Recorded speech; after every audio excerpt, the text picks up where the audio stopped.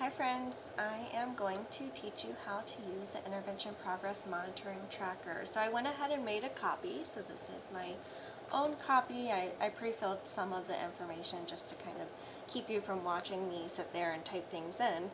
But what you're going to want to do first is actually go over to the background page, and you're going to want to fill in your student names, and then also any resources you are using for either reading or math, as well as any skills, any domains that you are working with the students on. So those are going to be the things that you want to fill in, because that's going to lead you to what you are able to select from these drop downs. So we're going to select Miss Abigail, and we're going to say she is receiving Tier 2 interventions by myself. We are going to use OG as our resource. Actually, with phonics, I think OG is usually, is it always used as Tier 3? No, maybe not. I'm not an elementary person at heart. I'm a middle school, high school person at heart, but that's okay. I'm learning.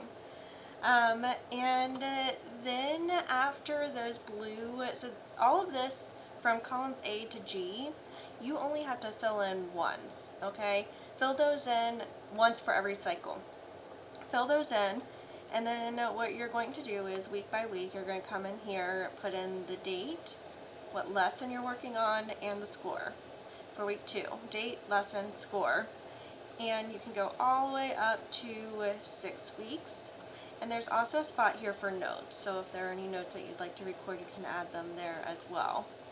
Let's say you go through all 6 weeks and you're ready to start a new cycle, then you just add another row with Miss Abigail, alright? And you can add all of the same data. I'm just going to Control C, Control Shift V, it's a trick, Control C and then Control Shift V. That keeps it from messing up any kind of formatting or anything. So let's say you go for another 6 weeks, then maybe we'll say this is like 11:10, and we're doing, oh, let's be consistent with the lowercase, lesson 8, and she got a 32. Whatever you use in the score column, keep it consistent for each student. So whether that is a percentage, a words per minute, any of those kind of metrics, any of those work, just keep it consistent through all of the metrics for that student.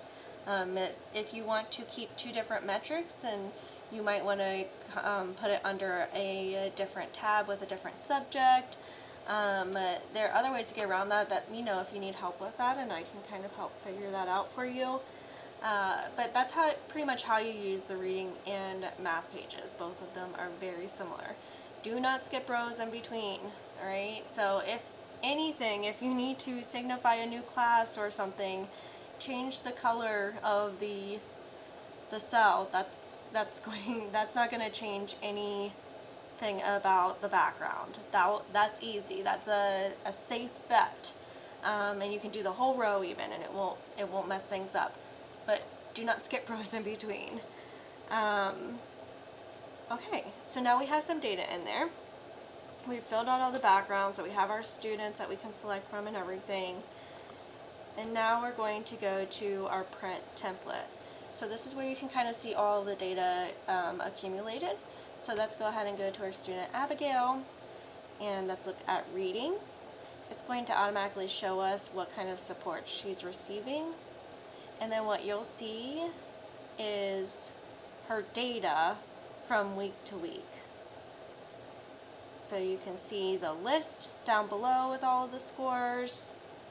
You can see that it goes through weeks 1, 2, 3, 4, and then we start back over again at 1. That's that data point that I just added. And you can also see a trend line. Sometimes that's helpful, sometimes it's not helpful, depending on what the data looks like. Of course, the context is always important when you're looking at this data. So, yeah, that's our Intervention Progress Monitoring Tracker. The cool thing about this is that it has everything piled up in the background. in some of these tabs, which means that it's pretty easy to add to a dashboard if you'd rather add it to a dashboard, or it's easy also to combine with other data sets. So for instance, we use it for our reading dashboard as well. And so I'm going to pull up a screenshot actually that doesn't have any student names, so you can see what that looks like on our reading dashboard. So whenever we pull up a student, we can see all of their intervention data, so we can see what it looks like throughout time. We can have all of the different lessons down below. And then in addition to that, we also have below that notes for data meetings and problem solving meetings. And you can actually see an example of that on my website. So if you go to datainformedimpact.com/SDD, that's Student Data Dashboard.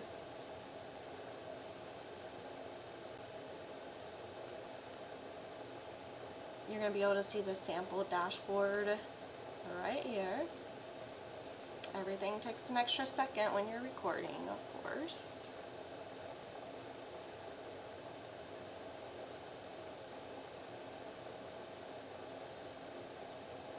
And then you can go to the reading page and scroll down and see the same thing that we were just looking at, and you can also play around with it a little bit and see what other tools are available I use Looker Studio for this. So alright, I think that's all I've got for you. If you have any questions on how to use it or need any help with anything related to the Student Data Dashboard and or the Intervention Progress Monitoring tracker, then feel free to send them my way. Alright, have a good day.